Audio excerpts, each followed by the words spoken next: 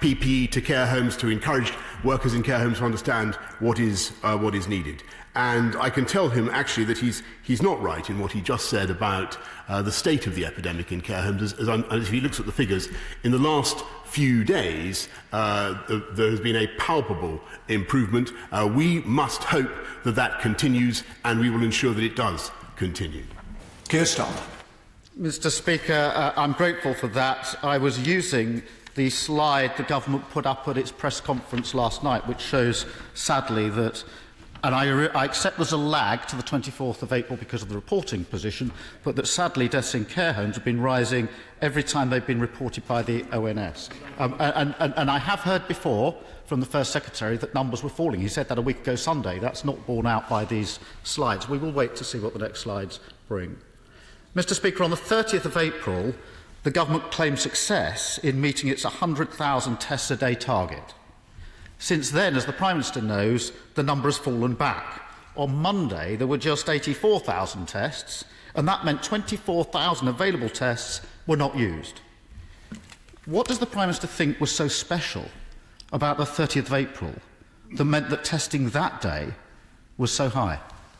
Prime Minister. Well, actually, I think that the Right Honourable Gentleman was right last week when he paid tribute to the amazing work of the NHS, the logistics team, everybody involved in getting up from 2,000 tests a day in March to 120,000 by the end of April. And yes, he's right that capacity currently exceeds demand. We're working on that. We're running at about 100,000 a day. But the ambition clearly is to get up to 200,000 a day by the end of this month, and then to go even higher. And as he knows and the whole House will know, testing, a fantastic testing regime is going to be absolutely critical to our long-term economic recovery.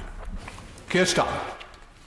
Mr. Speaker, I did pay tribute last week, and I'm glad the Prime Minister has now said that the target now is 200,000 tests a day by the end of this month. But of course, just having a target isn't a strategy. What is needed is testing, tracing and isolation. That's the strategy. Contact tracing was happening in the UK, but it was abandoned in mid-March. We were told at the time that this was because it was, quote, not an appropriate mechanism. But yesterday, the Deputy Chief Medical Officer said it was to do with testing capacity. So can the Prime Minister just clarify the position for us? Why was contact tracing abandoned in mid-March and not restarted sooner? Prime Minister. As I think is readily apparent, Mr. Speaker, to everybody who's studied the situation, and I think as the scientists would confirm, the difficulty in mid-March was that the tracing capacity that we had and that had been useful, as he rightly says, in the containment phase of the epidemic, that capacity was no longer useful or relevant since the transmission from individuals within the UK meant that it exceeded our capacity then. Now, the value of the test tracking and tracing operation that we're setting up now is that as we come out of the epidemic and as we get the new cases down, we will have a team that will genuinely be able to track and trace hundreds of thousands of people across the country and thereby to drive down the epidemic. And so, I mean, to put it in a nutshell, it's easier to do now that we've built up the team on the way out than it was as the epidemic took off. And I think most people with common sense can see those particular difficulties that we had at the time. Keir Starmer. Thank you, Mr. Speaker. I think the Prime Minister has confirmed it was a capacity problem. Can I wish the government well on the tracking and tracing now and on the app that's being trialled in the Isle of Wight? We all want that to succeed, and we'll all support that in hopefully succeeding. Can I turn to protective equipment, where clearly there are ongoing problems? Just this week, the BMA survey said that 48% of doctors had to buy their protective equipment for themselves or rely on donations. That's clearly unacceptable. And it's obvious that this problem is going to get even more acute if and when the government asks people to return to work. We're clearly going to need a very robust national plan for protective equipment. Can the Prime Minister reassure the public that they won't be asked to return to work until that plan is in place? Prime Minister. Yes, Mr. Speaker, I certainly can. And I share his frustration about PP and the frustration that I think people have felt across the House and across the country. It's been enraging to see the difficulties that we've had in supplying PPE to those who need it. But I do pay tribute, again, to the work of hundreds of thousands of people involved in the logistics of supplying literally billions of items across the country in a timely way. There have been no national stockouts of any PPE item, and we are now engaged in a massive plan to ramp up domestic supply, and he'll be familiar with what Lord Dighton is now at work, so that, to get to his final question, we are able, in the long term, and it may be the long term, to satisfy the domestic needs of this country. Keir Starmer. And we will, of course, be setting out the details about that plan on Sunday. Keir Starmer again. Mr. Speaker, I was going to come to the plan. I'm grateful to the Prime Minister for that indication. There are millions of people on furlough, as the Prime Minister knows, millions with children at home struggling with caring responsibilities. If they're to return to work, and if their children are to return to school, they need reassurance. I think we can all feel that, reassurance that it'll be safe to do so. And that means they do need to know what the government's plan is for the next stage. So will the Prime Minister give them that reassurance by setting out his plan as he says he will, or will he come to this House on Monday to present that plan and have questions across the House? Mr. Speaker, I will of course undertake that there will be a statement to the House, as you, Mr. Speaker, and the House would properly expect, about what we propose tonight. So I just want to explain to the House, as a courtesy, why it's happening on Sunday, Mr. Speaker. I'm sure you'd be interested to know that. The reason for that is very simple, that we have to be sure that the data is going to support our ability to do this. But that data is coming in continuously over the next few days. We'll want, if we possibly can, to get going with some of these measures on Monday. I think it would be a good thing, Mr. Speaker, if people had an idea of what's coming the following day. That's why I think Sunday, the weekend, is the best time to do it. But of course, the House will be fully informed, and the House will have the full opportunity to debate and interrogate me or the government on that matter. And hopefully in the future it will be to the House first. Teresa Villiers. Thank you, Mr. Speaker. Lockdown rules permit people to travel to work if their jobs are not ones that can be done from home. But some have faced criticism and pressure not to do that, including from announcements on London Underground wrongly saying they shouldn't be on the system unless they're key workers.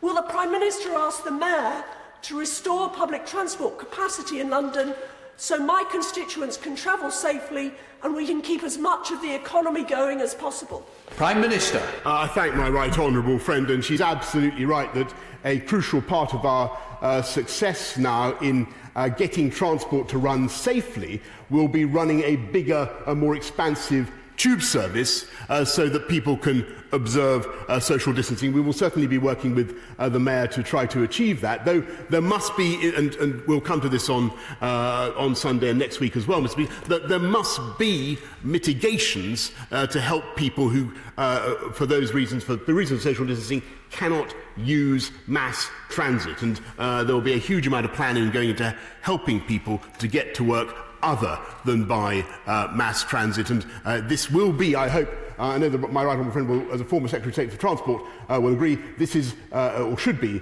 a new golden age for cycling. We now go across to the Leader of the SNP, Ian Blackford. Ian Blackford. Thank you, Mr. Speaker, and I'd like to start by welcoming the Prime Minister back to Parliament and congratulating him and Carrie on the birth of their son Wilfred, and I, of course, wish Wilfred every health and happiness. Mr. Speaker, the UK's confirmed death toll now stands at close to 30,000. It is officially the highest in Europe and the second highest in the entire world, and indeed there are some estimates putting the figure even higher, and in my own community of Skye, we've faced our own heartbreaking and devastating outbreak of COVID-19 over the last few days. I do agree with the Prime Minister when he says the worst thing that we could do now is ease up the lockdown too soon and allow for a second peak of this deadly virus. To protect our citizens, the lockdown must remain in place for as long as it's needed. Well, many people might want to travel, for example, to the tourist areas during the better weather. Will he join with me in reminding everyone that non-essential travel is not permitted? And does he agree with me that the First Minister of Scotland and our approach should be only led by the best medical and scientific advice, not the politics of posturing? Prime Minister. Yes, indeed, Mr. Speaker. And actually, I think that the last few weeks have shown the ability of the governments of all four nations to come together and to deliver very clear messages for our people. And I think it's been extremely helpful. I think the collaboration has been extremely helpful. And I can say to the leader of the SNP that we will certainly be working with the government in Scotland, as we will be working with the opposition, with unions, with business, to make sure that we get the unlockdown plan completely right. And, you know, what he says is absolute common sense. It would be an economic disaster for this country if we were to pursue a relaxation of these measures now in such a way as to trigger a second spike. And on that point, I'm in complete agreement with him. Ian Blackford. Thank you, Mr. Speaker. I'm very grateful for the Prime Minister's answer, and I commit myself and my party and my government colleagues in Edinburgh and working with them on that shared agenda. However, some of his own government ministers are not following his own advice. Instead of working with the Scottish Government, the Scottish Secretary of State has been making political arguments about the Constitution rather than scientific ones about saving lives. And he's not the only one. This is not the time for opportunistic politicking. This is the time when we all must work together to protect our NHS and to save lives. We anticipate the Prime Minister will be making a televised address on Sunday concerning the easing of lockdown. This cannot be undertaken without the full input and cooperation of all our devolved governments. We must end this period of mixed messaging from the UK Government. Will the Prime Minister commit today that the substance of his address will be fully agreed to with the devolved nations so that all of our governments continue with this vitally important work of saving lives? Prime Minister. Yes, Mr. Speaker. By the way, I forgot to thank the right honourable gentleman and other colleagues for his kind words about Wilfred, and I just want to thank him for that, because I forgot to say that. I'll be marked down if I don't. So thank you. And I share the right honourable gentleman's aims. We will do our level best to make sure that the outlines of this attract the widest possible consensus. I think that they can and ought to, and I'm delighted by his call for a prohibition, and I quote, on political arguments about the Constitution, and I think that would be warmly welcomed across this country. We go across to Andrew Bowie. Andrew Bowie. Thank you very much, Mr. Speaker, and can I add my welcome to the Prime Minister. It's great to see him back in his place, and add my congratulations to those of others, to himself and Carrie, on the birth of Wilfred. Mr. Speaker, my right honourable friend will know that the oil and gas industry is suffering from a perfect storm at the present time, buffeted as it is by the global oil price crash and the lockdown. This is a moment of real danger for the industry, with the prospect of tens of thousands of job losses unless action is taken.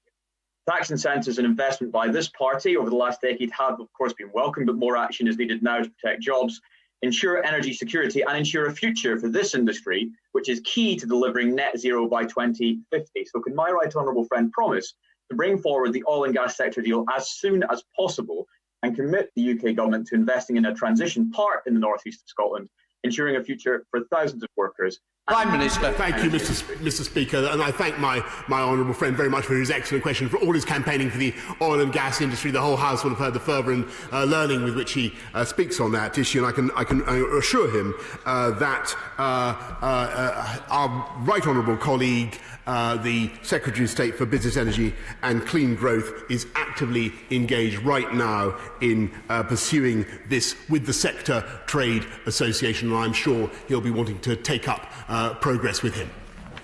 Going across to Mike Amesbury. Mike Amesbury. Thank you, Mr. Speaker, and I welcome the Prime Minister back to his place on my birthday. Bolton and Cheshire West and Chester councils covering my constituency have stepped up to the national challenge, providing essential services to vulnerable residents and businesses during this crisis. The government promised to do whatever it takes and fully compensate those councils and councils across the country. Yet both are millions of pounds short of the cost so far, billions nationally. How will the Prime Minister fulfil that funding promise and not return to the dark days of austerity? Prime Minister. Well, Mr. Speaker, I can certainly tell him that the government has absolutely no intention of returning to the A word, which I won't quote. That is not going to be our approach. We don't think that that is going to be necessary. What I can tell him is that we already put another 3.2 billion, as he knows, into supporting local authorities, supporting some of the most vulnerable throughout this difficult time, and we will continue to make sure that funding gets through to those who need it. But the crucial thing, as I think colleagues across the House will understand, is that the more effectively we can suppress this virus and the faster we can restart our economy, the better our chances, as everybody knows, of getting the funding that we all need to the poorest and neediest in our society. And that's the course this government is going to follow. We'll go across to Raymond Chisty. Raymond Chisty. Thank you, Mr. Speaker. Like other colleagues, I'm absolutely delighted to see the Prime Minister back at the dispatch box and congratulating him and Carrie on the birth of their child. Prime Minister, my constituent, Jackie Potter, recently lost her husband, Ashley, who was 64. The family would like to bury Ashley with a small church service, applying social distancing. If Ashley were to be cremated, this would happen. But as he is being buried, under current guidelines, that is not possible. Can this anomaly between burials and cremations be urgently addressed so that families of all faiths who want to bury their loved ones, applying social distancing and in a faith service, are able to do so? Prime Minister. Yes, indeed, Mr. Speaker. And I thank my honourable friend and I extend my deepest sympathies to the friends and family of his constituent, Ashley. And we're asking councils to do exactly that, to help people to attend without breaching the rules on social distancing. I'm sure he'd appreciate we think that's the right balance to strike. We go across to Justin Mathers. Justin Mathers. Thank you, Mr. Speaker. Undoubtedly, the furlough scheme has prevented mass unemployment. But when companies like BA use millions of pounds of public money to furlough those staff at the same time as handing out redundancy notices, it's a kick in the teeth to both those workers and the taxpayer. And it's concerning that reports today suggest the furlough scheme may be wound down after June.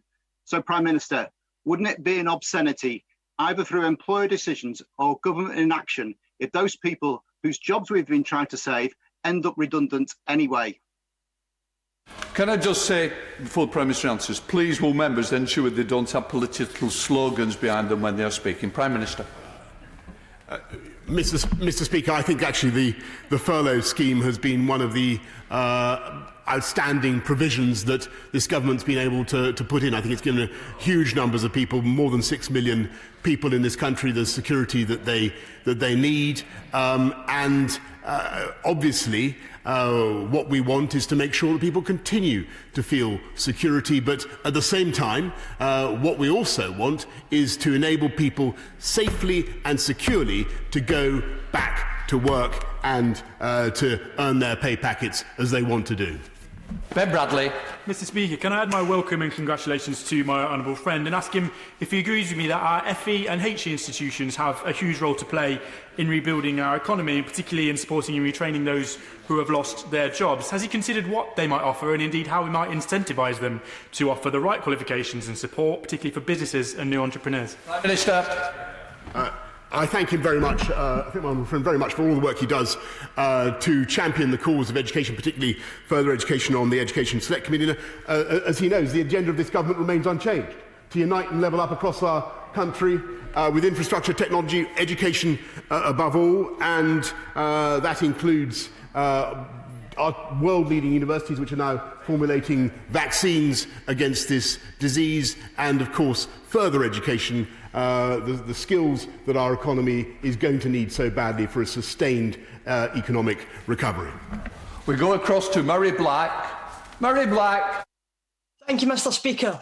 Since the government are refusing to even discuss universal basic income, I was glad to see them at least recognise the need for an increase in universal credit entitlement. However, there's been no such increase announced in employment support allowance. So I want to ask the Prime Minister what plans he has for a similar increase in ESA, and if not, can he explain why he feels people who are sick or have a disability require less support at this time? Prime Minister. As she knows, what we have done is remove the 7-day waiting time for ESA, and I'm glad, though, that she pays tribute to the big increase in universal credit, another £1,040, benefiting 4 million families across this country, a total investment of £7 billion. I think what everybody wants to see is not just people taking universal credit, but as I've said now several times, what they want to see is a careful, sensible programme attracting the widest possible support to continue to suppress the disease right down, but to allow our economy to start up again. Simon Fell. Thank you, Mr Speaker. I've been very impressed by how businesses and individuals across my constituency have been buying and lending devices so children can learn at home during this pandemic. This initiative will obviously be significantly enhanced by the £100 million given by the Education Secretary recently. But the member for Harlow, the chair of the Education Select Committee, has suggested that when schools do go back, a catch-up premium should be brought in to close the gap between those most disadvantaged and left behind and their peers who are better off. Constituencies like Barrow, this will make all the difference as we rebuild. Will you commit to such a scheme? Minister. I thank my honourable friend, and I congratulate him on the way he's representing his constituents in Barrow. He's exactly right. That's why, amongst other things, we are ensuring that there are extra computers and laptops for disadvantaged communities. We're making sure that we supply them with more 4G routers, invaluable at this particularly difficult time. And there will be more to come, Mr Speaker, because this is a government that is going to pursue our agenda of uniting and levelling up across the whole of the UK. Go across to David Linden. David Linden. Thank you, Mr Speaker. Since the government lowered the benefit cap threshold in 2015, it's been frozen, which is essentially a real terms cut every year to those it affects. Now, CPAG, the Resolution Foundation and the IFS are just some of the voices calling on the government to remove the cap as part of its coronavirus response. And we know that 93% of those households affected by the cap have children, and it's ultimately those children that are losing out from this policy. So will the Prime Minister do the right thing and scrap the cap?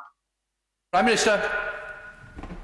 Mr Speaker, as I've just told the House, I think he asked for lifting the cap on benefits, and as I've just told the House, there's already a total of £7 billion extra that's gone into universal credit alone. Go across to Rob Butler. Rob Butler.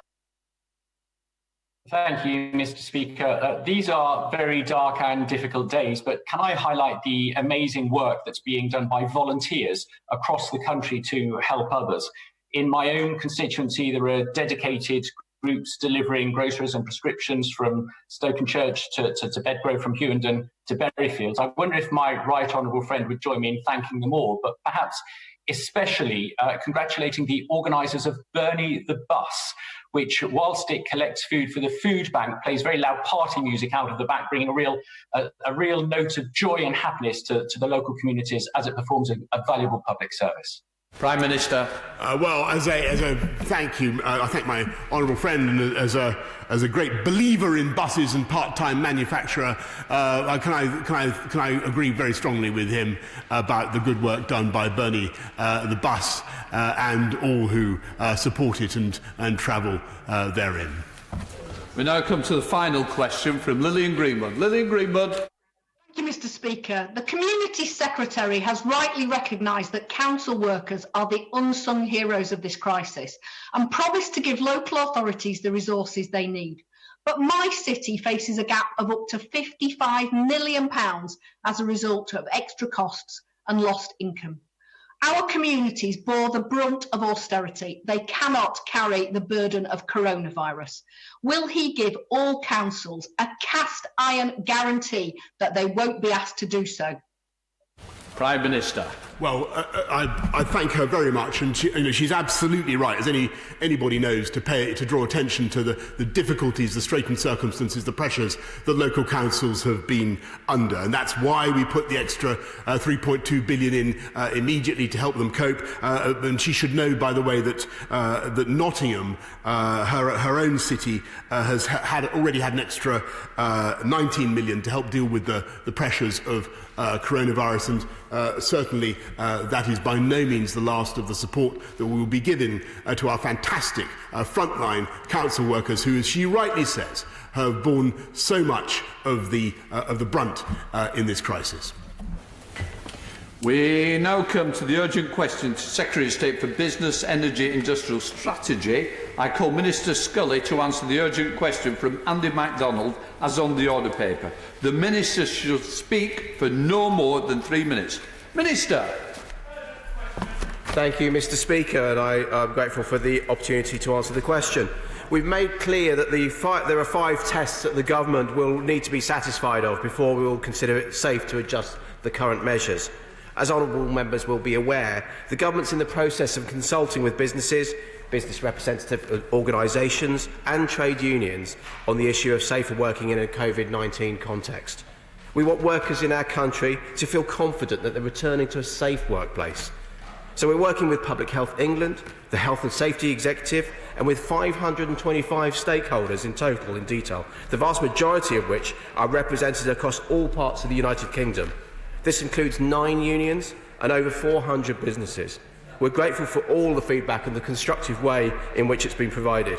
Mr. Speaker, our guidelines will be published in due course. I now call Andy MacDonald, who is asked to speak for no more than 2 minutes. I go across to Andy MacDonald.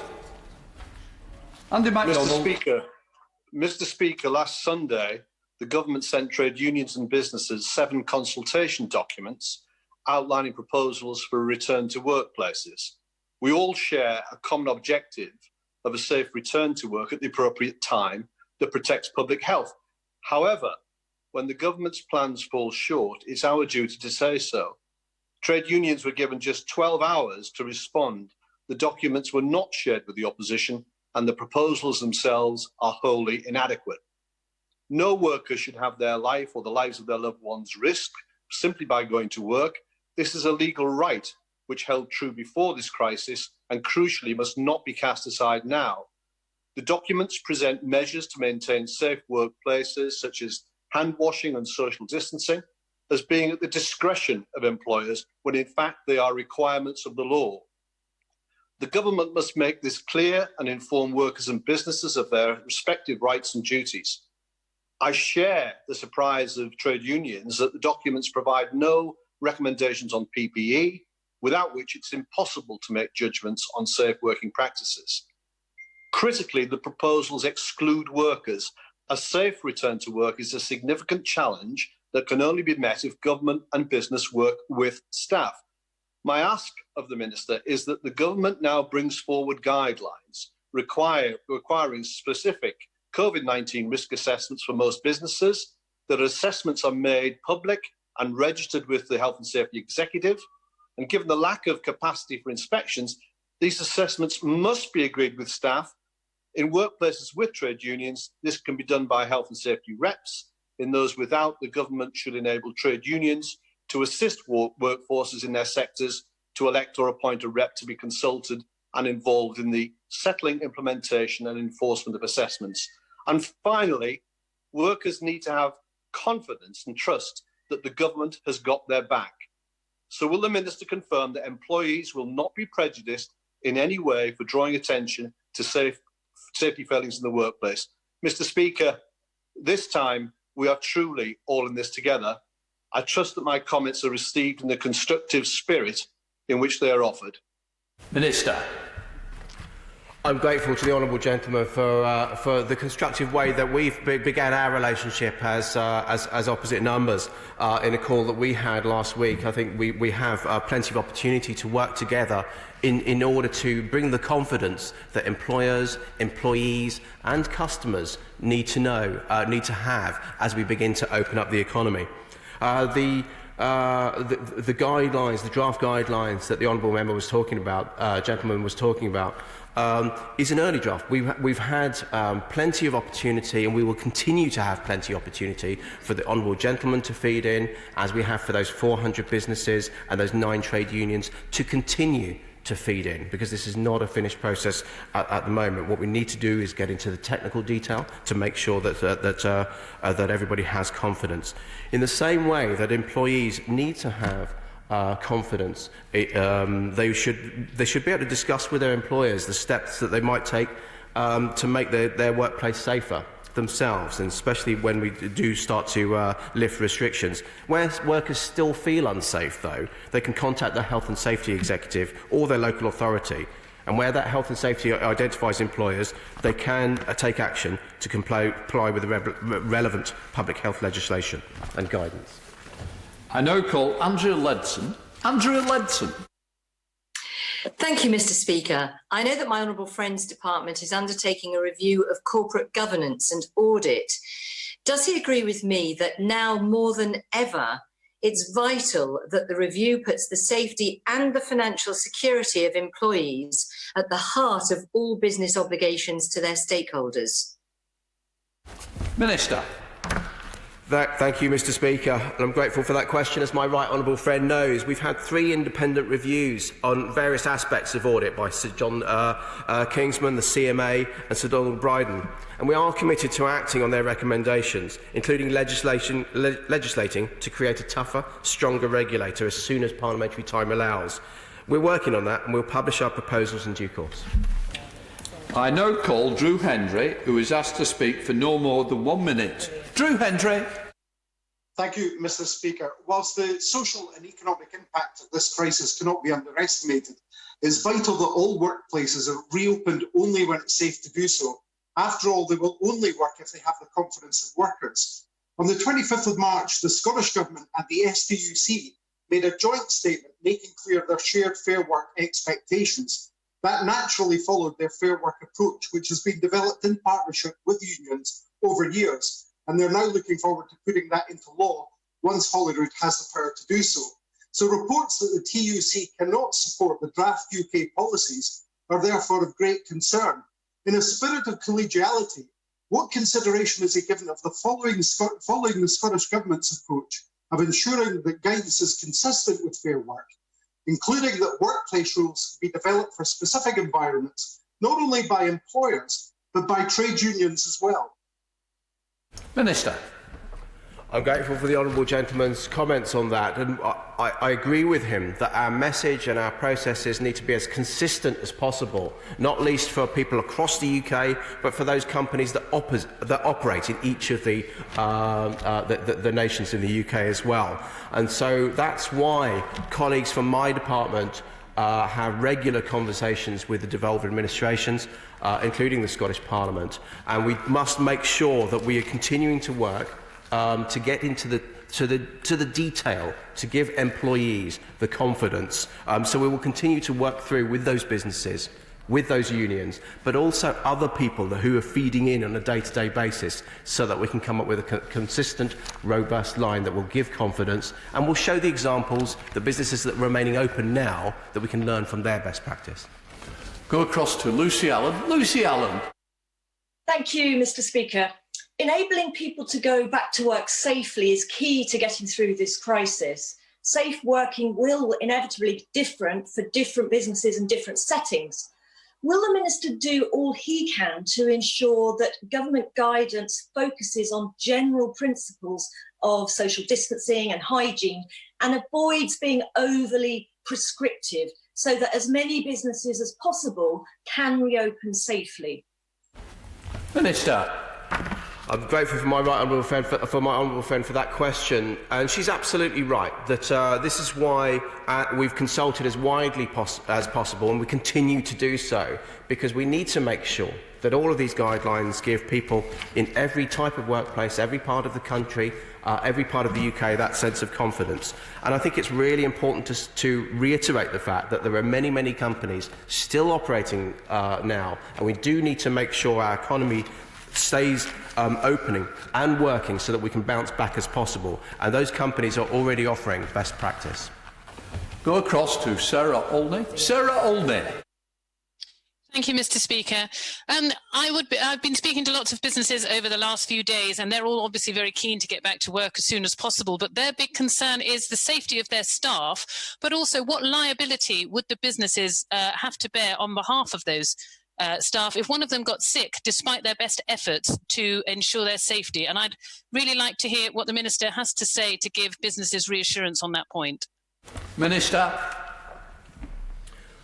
Well, as I say, what I would say in the first instant to the honourable lady is that as well as employers working on that guidance and making sure that they're offering a safe place, employees and workers need to know that they have the right and the opportunity to approach the Health and Safety Executive, to approach local authorities, to make sure that existing legislation and that guidance is being followed.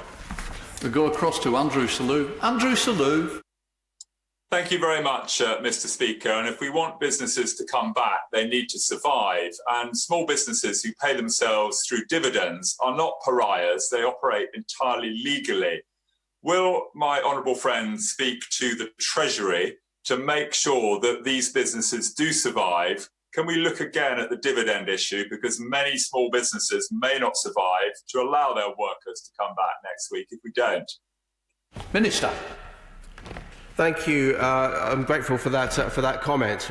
The government's first priority clearly is saving lives with all of this, but livelihoods and making sure businesses and jobs are retained and that we're able to bounce back is very, very important. So I will certainly take that away. And I know the Treasury have always been keen to look at each step of this situation to make sure that we can come up with economic support as well as the health support that we've been discussing within this urgent question.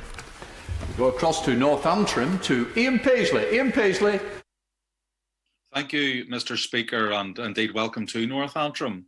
Can the Minister tell us what guidelines will he put in place and the government put in place to assist necessary workers and passengers travelling from Northern Ireland to London on airlines? What assistance will he put in place to air operators taking and making necessary flights to ensure that there is the necessary guidelines and protections in place for those workers? Minister.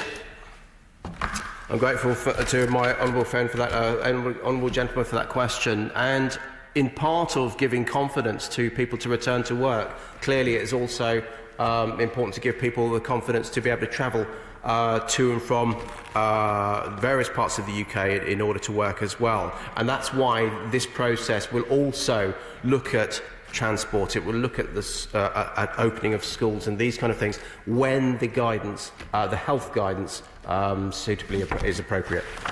We go across to Jane Stevenson. Jane Stevenson. Thank you, Mr. Speaker. We owe a huge debt of gratitude to all the people who've been working throughout the pandemic to allow us to stay at home. Many people in Wolverhampton are now nervous of returning to the workplace, especially those who share their home with a medically vulnerable person. Will special advice be given to employers or extra measures be put in place so that these people can be confident that they're continuing to protect and shield vulnerable people? Minister. I'm grateful to my honourable friend for raising that really important issue of those people that are most vulnerable in this situation. Existing guidance already sets out the steps which individuals who are living with shielding and vulnerable people should take to keep them safe.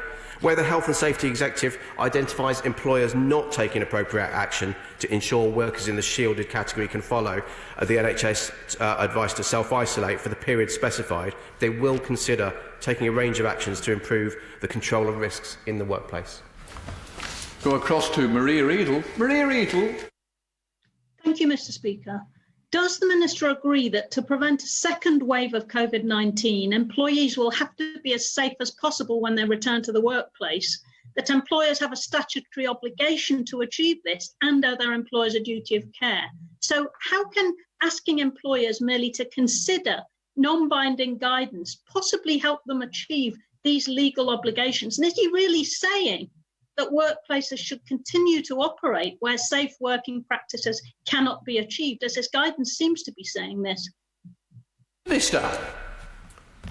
I'm grateful to the Honourable Lady for that question.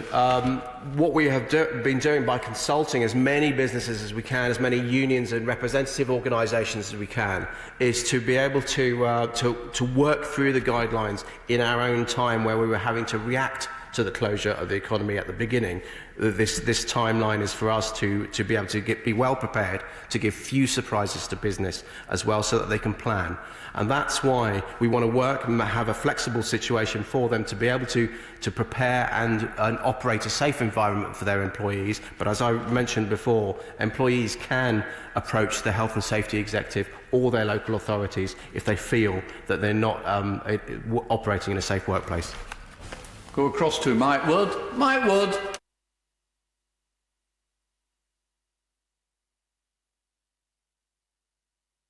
Sorry about this, we're having to go across to Sharon Hodgson. Sharon Hodgson.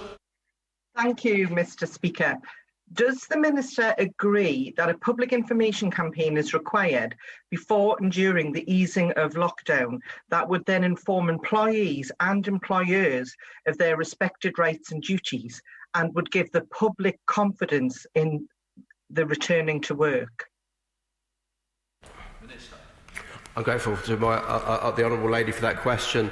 And communication is so important in this. We've seen how effective the message has been so far in order to stay at home and save lives. What we now need to do is work with businesses to make sure that they have had the message fully communicated, what the safe guidelines are for their workplaces. But similarly for employees, we need to make it clear, as we're doing now, that those people that cannot work from home, unless they are in a business that has specifically been asked to close, they can travel to work, but they need to be considerate about that, and they need to be making sure that they're working within safe social distancing rules. So yes, communication is everything, and I think we all have a responsibility to get those messages across.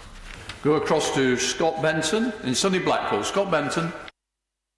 Thank you, Mr. Speaker. Does my honourable friend agree with me that it is vital that people are protected when they return to work? And as we now move to this second phase, will the government commit to providing clear and concise guidance to employers on how they can best protect their staff? Minister. Thank my honourable friend for that question. The government remains committed to supporting business during this unprecedented change. We're preparing for the next phase of tackling COVID-19 in the ways that I've outlined, and how we can lift the social distancing measures in a phased way, at the right time, guided by the science. We're involving Public Health England and the Health and Safety Executive to ensure that we have the latest guidance in which to base our planning. We go to Alison Thewlis. Alison Thewlis. Thank you, Mr. Speaker. During the first 2 weeks of lockdown, I had many constituents who got in touch, fearful of speaking out against their irresponsible employers in case doing so would get them the sack. So does he understand why Francis O'Grady of the TUC has raised concerns that unless the government shifts position and puts this in law, that bad bosses will continue to expose their workers and all of us to infection without fear of consequences? Will he work with the TUC to put these concerns in law so workers can have that their rights respected and their safety assured? Minister.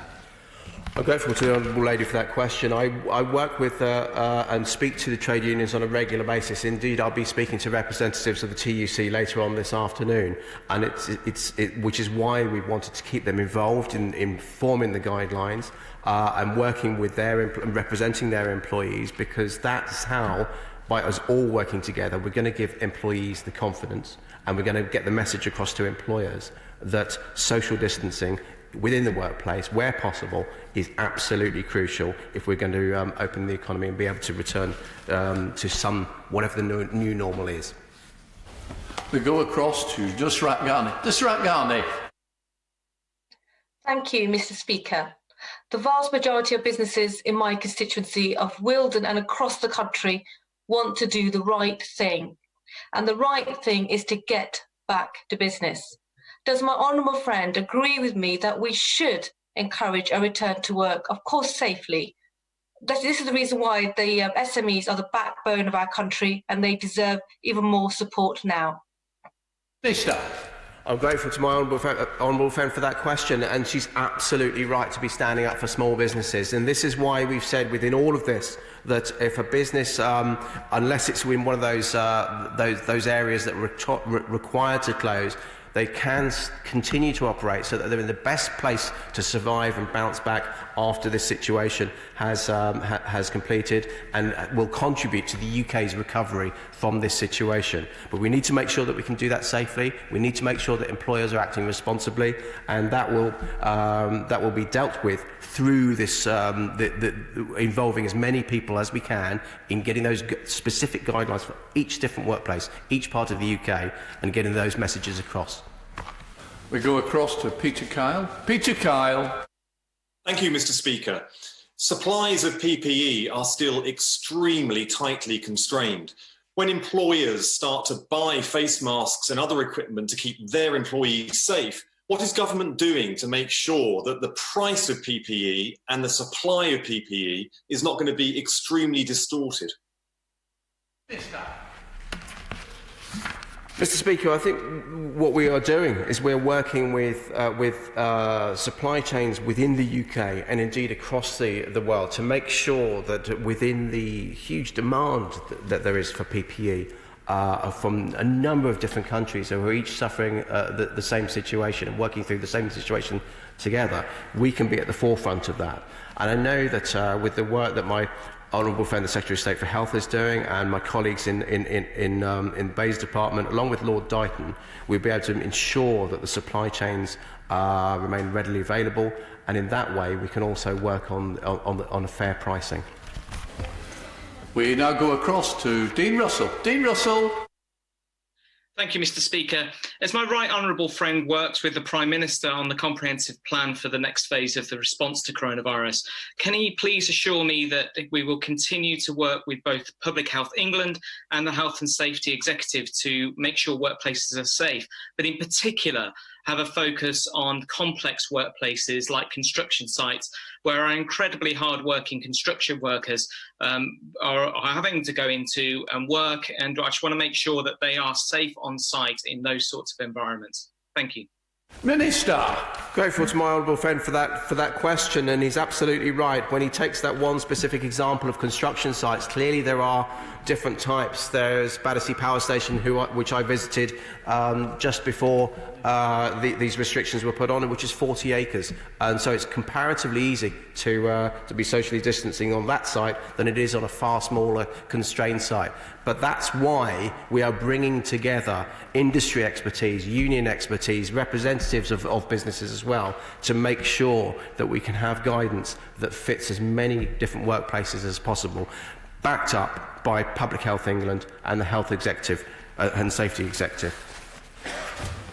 We now go across to Dan Jarvis in Yorkshire. Dan Jarvis. Thank you, Mr. Speaker. Analysis from the TUC shows that workplace inspections have fallen by 70% and prosecutions by 82% over the past 10 years. We all want to get Britain back to work. So what guarantees can the Minister give that local government and the Health and Safety Executive will have the resources they need to ensure safe working practices? Minister.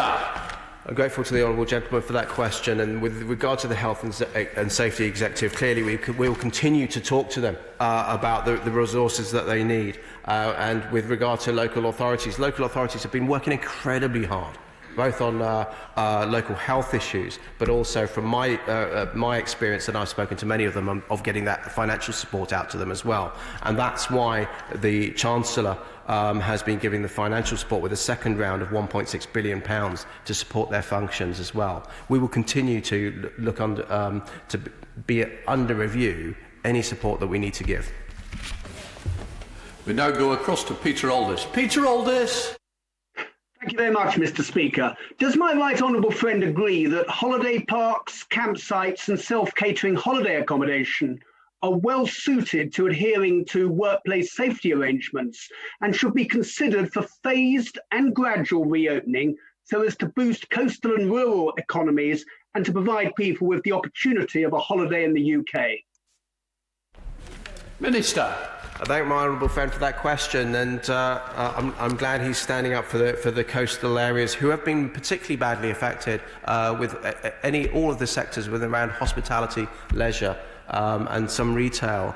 I get a lot of feedback from the economic point of view from those sectors, and we do work closely with them. We will continue to work closely with them, but I will make sure that we pay due attention to all of that advice to make sure all of the coastal areas are well looked after as best we can. We go up to Manchester to Afzal Khan. Afzal Khan. Thank you, Mr. Speaker. We know it is vital to get the economy moving again. However, this will only be possible when people have the confidence to return to work in the knowledge that their workplace are safe. So why was it that the government proposed non-binding guidance with zero enforcement mechanism? And does the minister think this is sufficient to make people feel safe and confident enough to return to work? Minister. We're working with the guidance with a number of business representative organisations and with the trade unions. And when we have that, when it's the appropriate moment to complete that work, we will publish that work. But the Health and Safety Executive will be right at the core of that in checking and enforcing. And as I say, workers will be able to approach both the Health and Safety Executive and local authorities if they do not feel that they are working within an organisation that's adhering to that guidance. We now go across to Laura Trott. Laura Trott.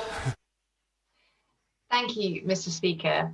Many of our essential workers are, of course, already in the workplace, for which we are hugely grateful.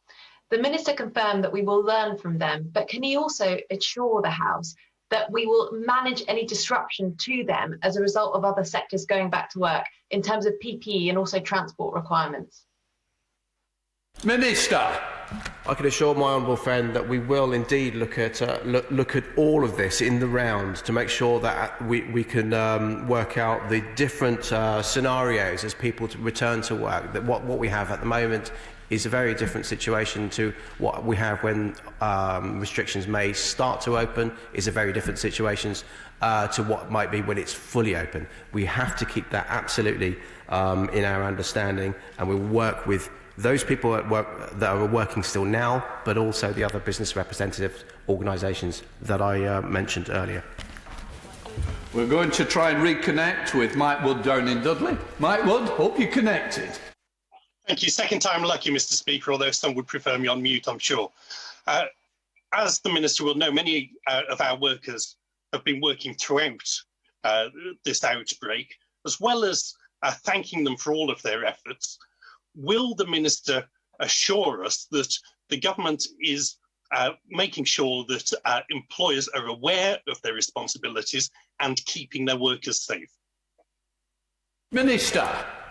I thank my honourable friend for that, and I thank him for the opportunity to say thank you to those people who have kept our economy going through this difficult time. We rightly say a massive thank you to our key workers, our emergency workers, including especially in the NHS.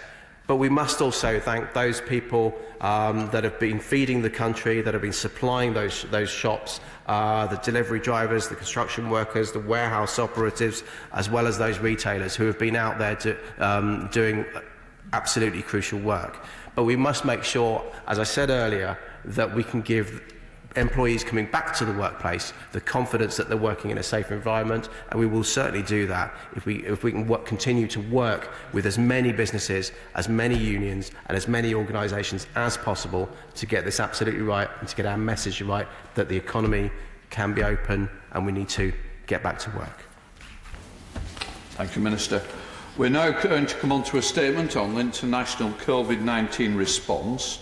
So I will be calling the Secretary of State for International Development to make a statement, who should speak for no more than 10 minutes. So I now call the Secretary of State, Anne-Marie Trevelyan. Anne-Marie Trevelyan.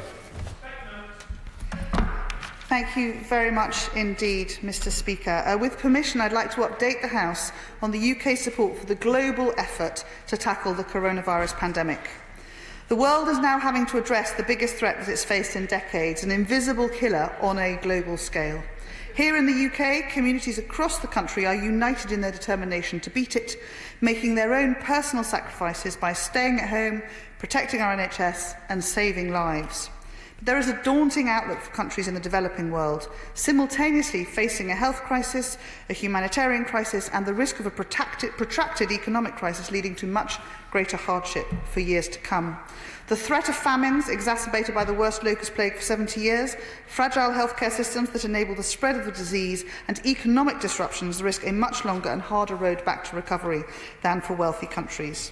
However, through the altruism of the British people and the expertise of our scientists and engineers, the UK is proudly playing a leading role in the global response.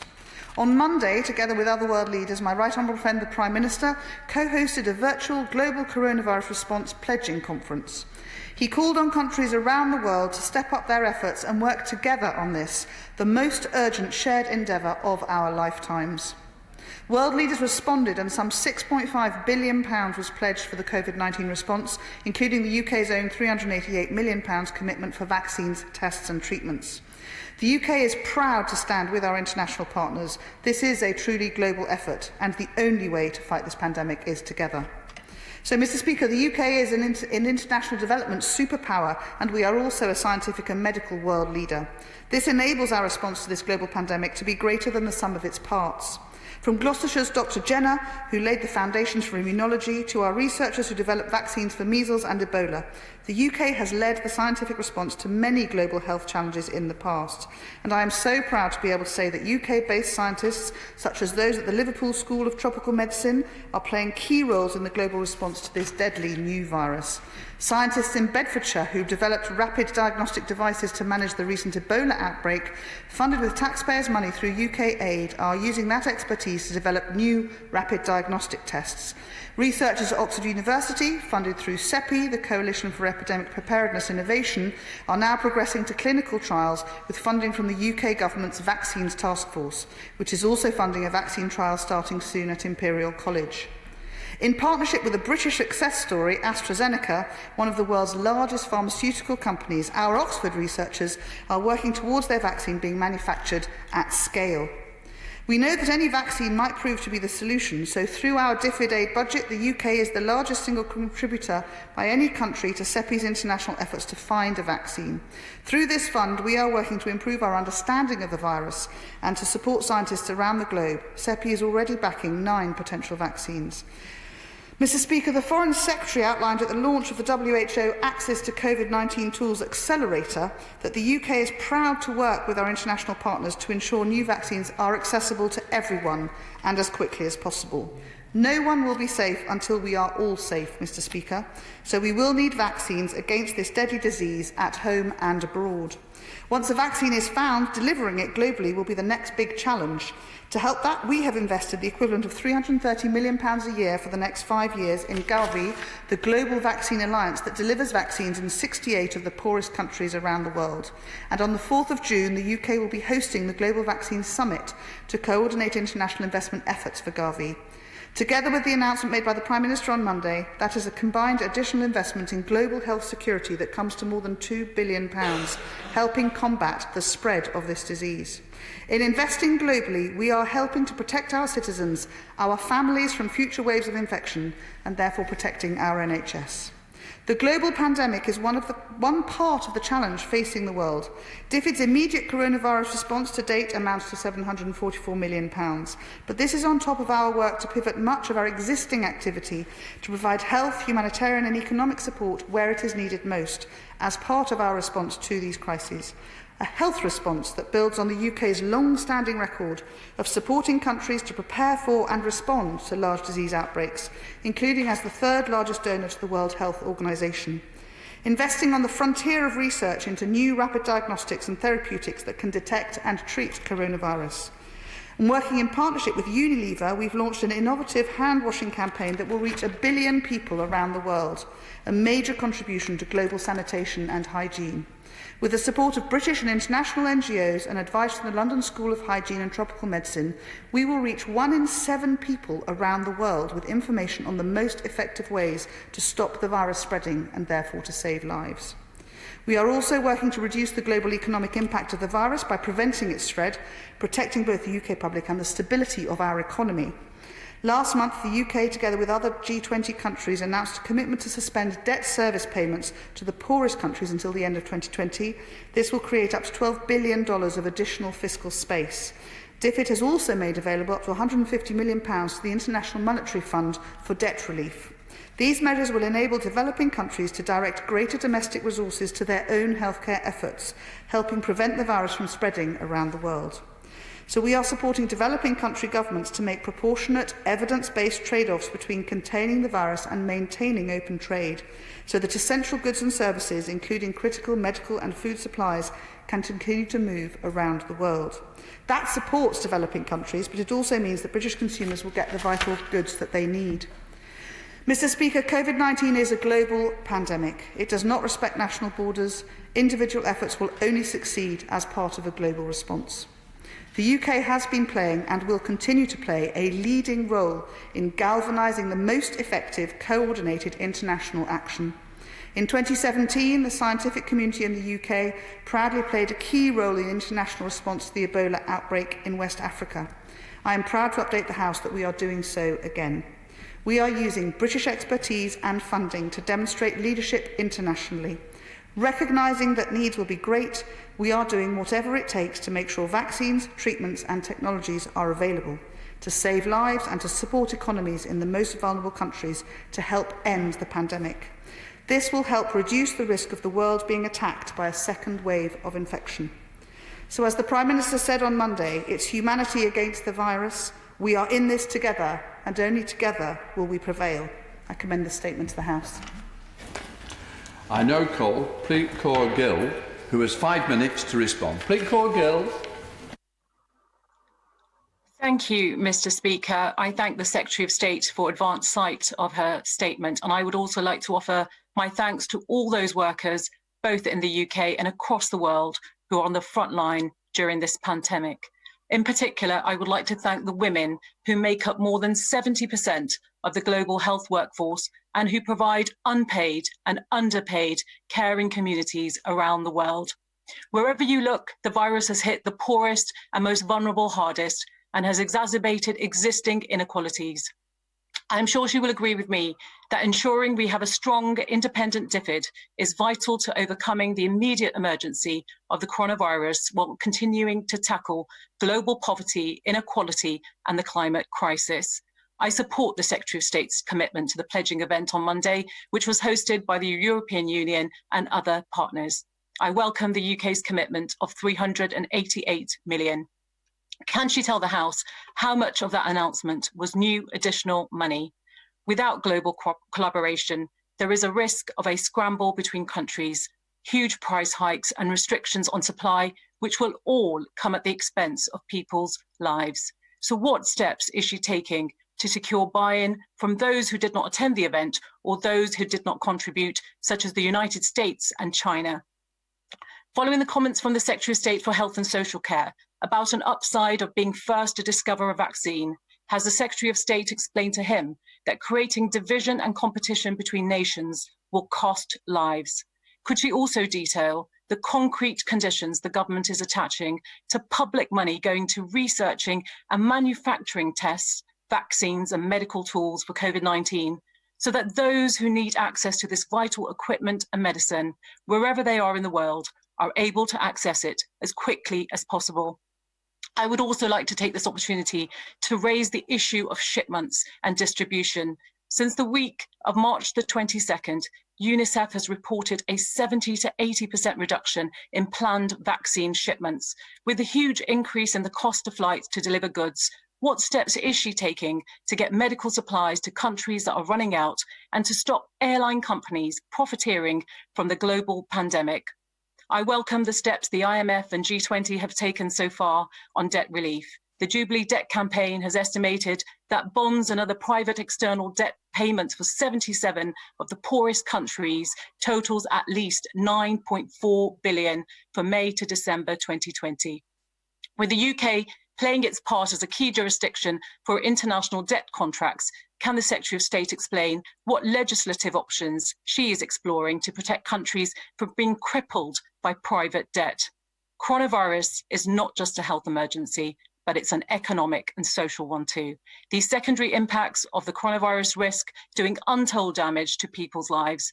We are already seeing large-scale food insecurity, increases in deaths due to other health problems such as HIV and malaria, and the clamping down of human rights. The Secretary of State mentioned pivoting resources towards COVID-19.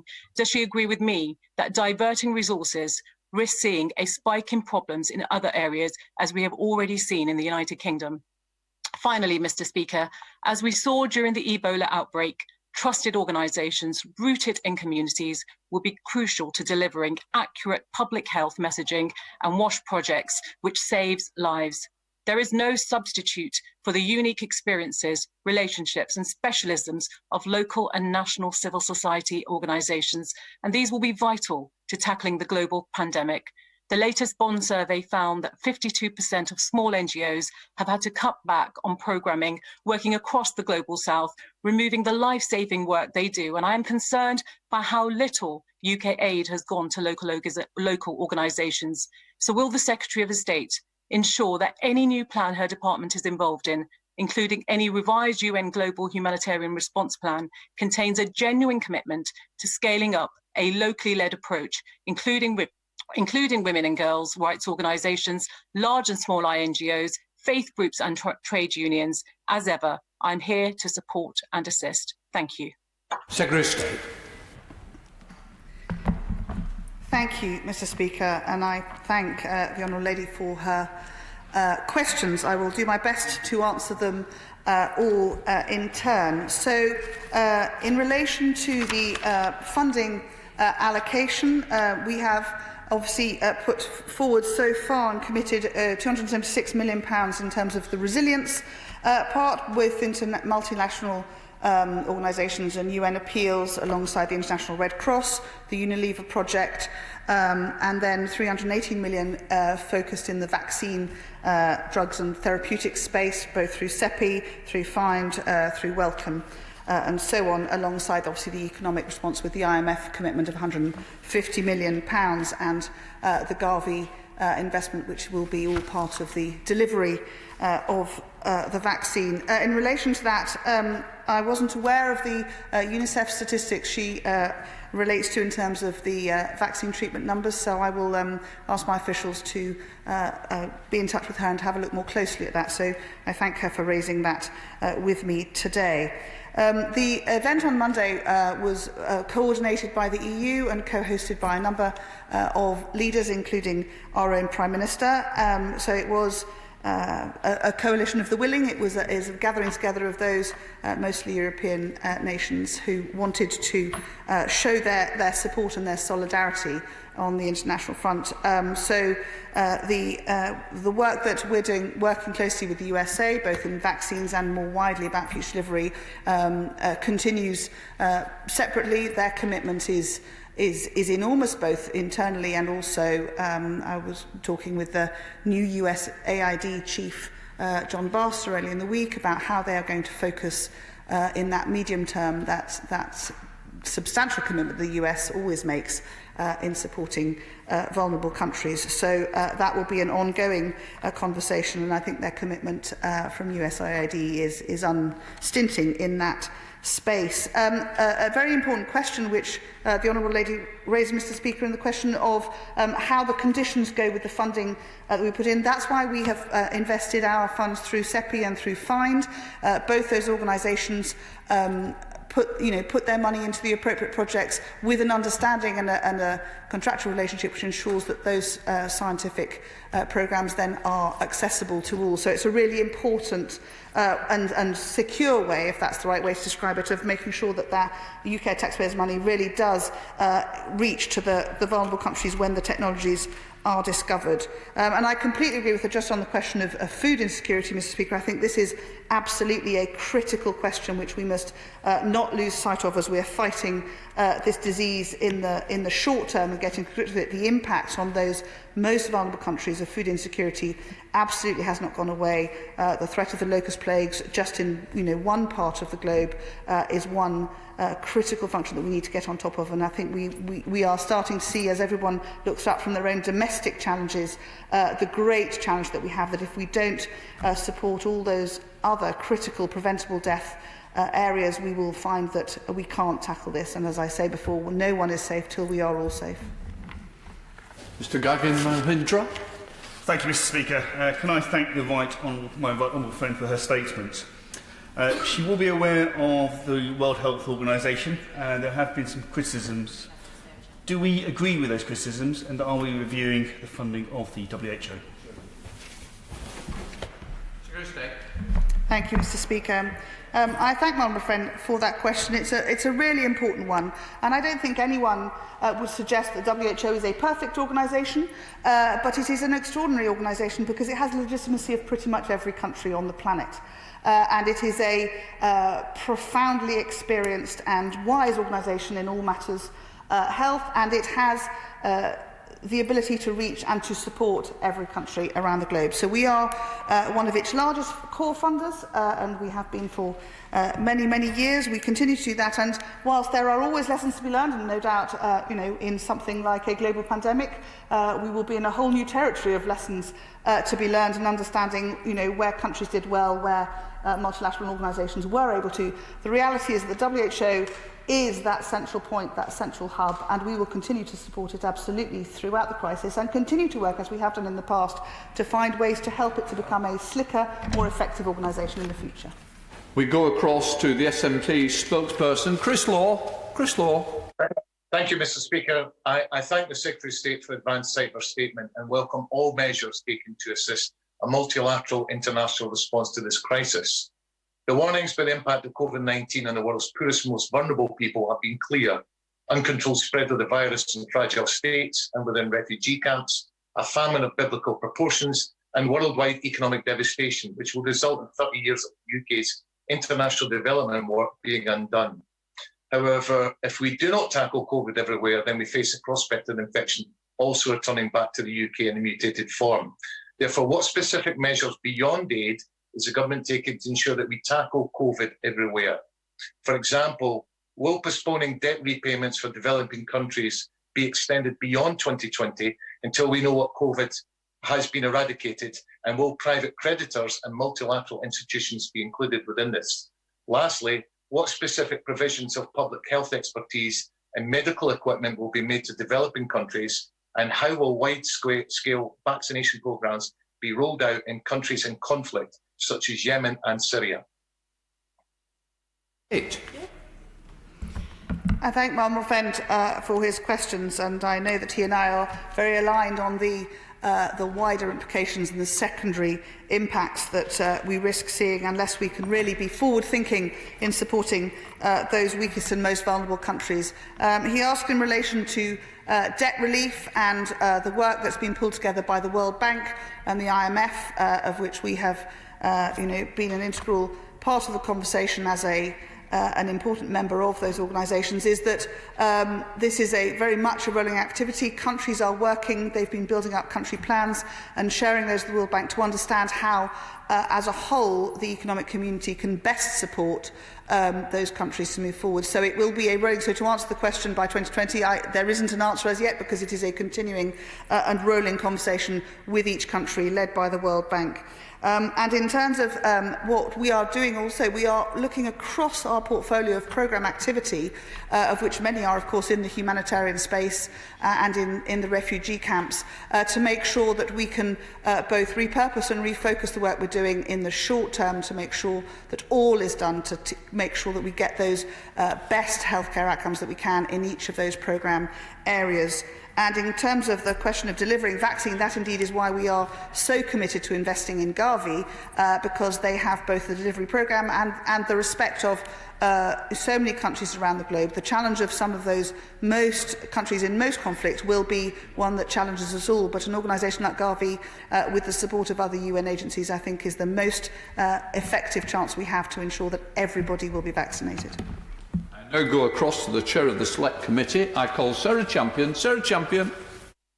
Thank you, Mr. Speaker. I welcome this statement, but like the Secretary of State, I am terrified of the pandemic hitting the Global South, not least because of the existing weaknesses in their healthcare.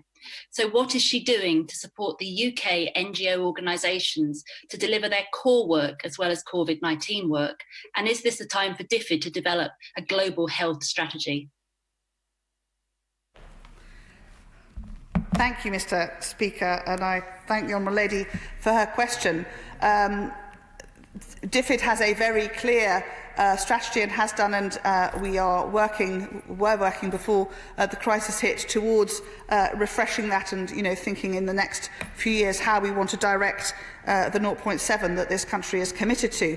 And that continues perhaps in a more urgent way than and a more focused way than it has before. But I think she is absolutely right that we must make sure that we are thinking more broadly than just the urgent healthcare on COVID, because the risk of impacts of preventable deaths in other spheres is very great unless our programming continues in those key spaces.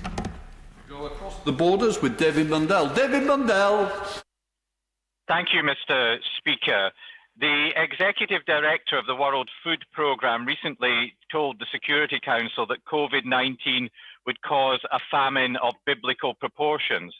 This will not only cost lives in the immediate term, but unless nutrition is considered as a central plank of the global COVID-19 response, will cause lifelong health problems for millions of young children. Will my right honourable friend therefore commit to ensuring DFID's response to COVID-19 has nutrition at its very core to ensure that we don't leave this crisis and sleepwalk into another? Thank you, Mr. Speaker. My right friend is right. The nutrition is critical to avoiding long-term negative impacts of COVID-19 on child growth and development. So the UK remains committed to preventing and treating malnutrition as part of our commitment to end the preventable deaths of mothers, newborns and children. We're working with partners and stakeholders to better understand, track and monitor the potential impact of COVID on nutrition. And we're continuing to work closely with the government of Japan to make sure that the Tokyo Nutrition for Growth Summit secures new commitments to nutrition. We go across to Rushanara Ali. Rushanara Ali. Thank you, Mr. Speaker. The UN Secretary General described COVID-19 as a menace to the whole of humanity, and so the whole of humanity must fight back. Without an immediate global response, the world risks up to a billion people getting COVID-19 infections and millions of deaths in fragile states as well as developing countries. Time is running out. What further action, on top of what the Secretary of State has said, will the UK government take to lead the global effort for a global economic and humanitarian response before the situation becomes catastrophic? Thank you, Mr. Speaker. I think the UN Secretary-General is right that this is indeed a menace to the whole of humanity, and that the challenge we all have, which is why it must be a global international response, is to make sure that we all appreciate that sorting out our own domestic situation is only stage one of the process of dealing and getting rid of this virus, and that we will continue to focus all our efforts both in driving the programmes that DFID runs and in working in all the multilateral organisations where we are a part to get the most coherent and effective outputs from all of them. Go across to Alicia Kearns. Alicia Kearns. Thank you, Mr. Speaker. It's a delight to join you remotely today. Firstly, I'd like to thank my right honourable friend for all that her department is doing internationally to support the international vaccine effort and all those in need.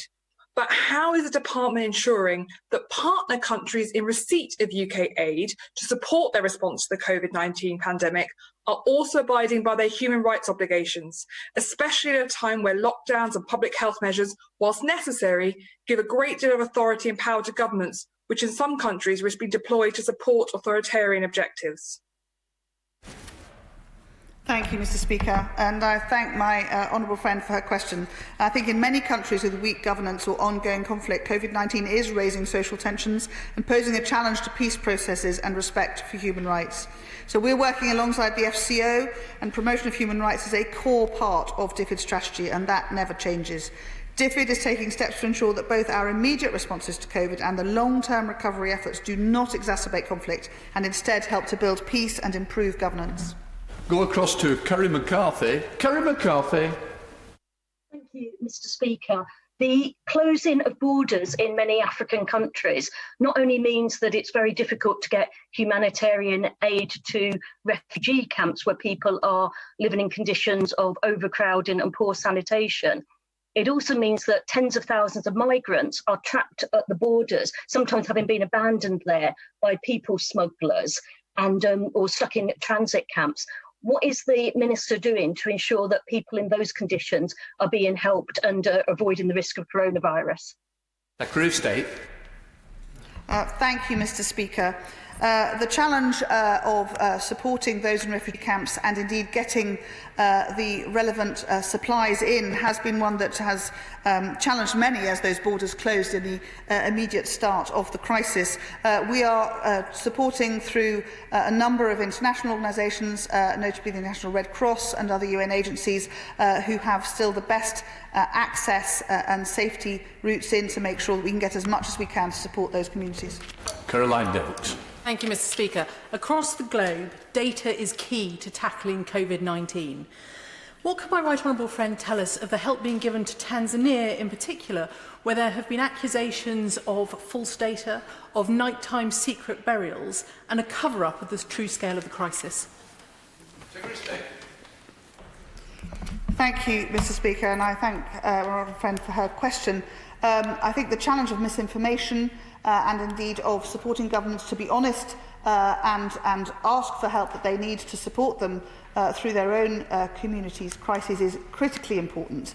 And we will reach out. I will take the point on Tanzania specifically and ask the DFID team to look at that specifically. But I think the challenge is for all countries to know that we are all in this together and that actually sharing the information and asking for the help that they need is the right way forwards rather than trying to pretend that this isn't happening. Go across to Angela Riedel. Angela Riedel. Thank you, Mr. Speaker. Office of National Statistics figures in the UK have shown that COVID-19 hits the poorest hardest, with mortality rates double those seen in more affluent areas. How much greater, then, is the danger in fragile countries which have nowhere near our healthcare capacity, tiny numbers of healthcare workers and much higher levels of vulnerability? So does the Secretary of State agree with me that this is not the time to defund the World Health Organization like President Trump has done, but to ensure that it's properly funded to coordinate the fight against this pandemic and save millions of lives? And will she undertake to strengthen rather than undermine the institutions which lead international efforts to defeat this awful pandemic? Secretary of State. Thank you, Mr. Speaker, and I thank my friend for her question. I agree the challenge of understanding and being able to predict who are the most vulnerable groups in the more vulnerable countries is one of the challenges that is taxing scientists to make sure that even though perhaps the communities are younger and it doesn't appear to attack young people, the threat of HIV risk, malnutrition risk may create enormous numbers of preventable deaths. So there is a huge piece of work going on there. And as I've said before, the UK remains absolutely committed to WHO, and I'm working very closely with all our UN agencies to make sure that we get the very best from them across the globe. Go across to Andrew Selous. Andrew Selous. Thank you very much, Mr. Speaker. If the UK is going to avoid future coronavirus pandemics, we're going to need to do a lot more to improve global biosecurity. What is the department doing in respect of bushmeat and wet markets, whether they are in China or indeed anywhere else in the world? Thank you, Mr. Speaker. The question which my right honourable friend drives to, which is, trying to understand conclusively the evidence on the origin and the mode of transmission of COVID-19 isn't yet with us, but it is essential that strict food hygiene and health standards are met, and we support the WHO's position that markets should close if those are not met, and we welcome China's decision on the 24th of February to put in place a ban on the sale for food of all meat other than from livestock and poultry to work towards a better place. We go across to a brief and virtual Jim Shannon. Jim Shannon. Thank you, Mr. Speaker. The Minister has spoken well, and I thank the Minister for her comments. I'm heartened that we will continue to meet obligations.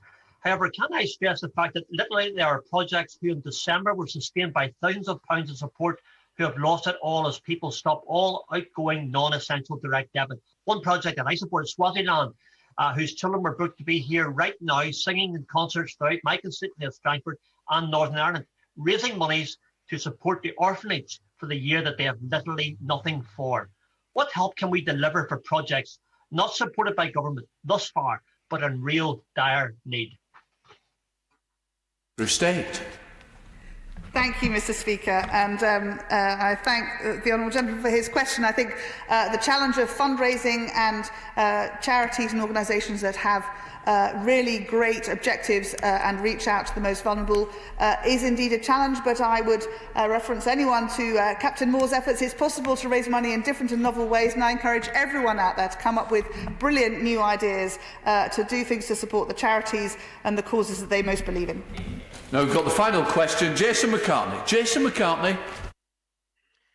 Thank you, Mr. Speaker. I'm very proud to co-chair the All-Party Group for Fair Trade alongside the Honourable Member for Halifax. And earlier this year, we welcomed a fair trade cocoa farmer from the Ivory Coast to Parliament. Can my right honourable friend tell the House what her department is doing to safeguard and support fair trade supply chains during this global COVID pandemic? Thank you, Mr. Speaker. We're engaging with businesses in the UK and in developing countries to understand the challenges they are facing to protecting incomes, livelihoods and ensuring that supply chains remain resilient. To tackle the factors driving COVID-19 induced food security and to keep farmers' supply chains open, we are repurposing programmes in agriculture, social protection and humanitarian assistance. And in all of these, we continue to put the poorest and the most marginalised at the heart of our programmes to address the underlying causes of chronic hunger. I will now suspend the House for 30 minutes till 2:05. Order! Order!